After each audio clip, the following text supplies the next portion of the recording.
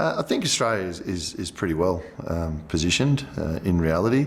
I think being a relatively wealthy country with very, very good education systems, whilst we can never be complacent, I think the recent sort of success of digitally native organisations like Atlassian, etc., just shows that there's a huge amount of innovative and entrepreneurial spirit in Australia, which will lead us into a good place from a technology perspective. But fundamentally, there's some great, particularly in the areas of cybersecurity, quantum, AI. I'm on a one-man personal mission at the moment to actually act as a facilitator of Australian companies who are expanding into the UK and using my contacts to do that.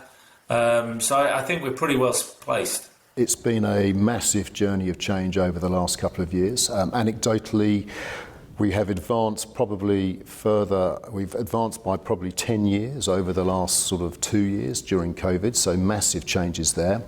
An awful lot of small technical startups, as well as the big companies that we are all very aware of, but a real challenge in terms of getting the right talent in at the right price to be able to power the growth within those companies. If you look at the raw talent that we have, so Australia has demonstrated many, many times that it can punch above its weight in terms of innovation. We've got a lot of raw talent. We have that natural instinct in the way that we like to do things. And we also have a great opportunity given our current time zone as well. Industry runs 24/7. Australia has pretty much a monopoly on our time zone.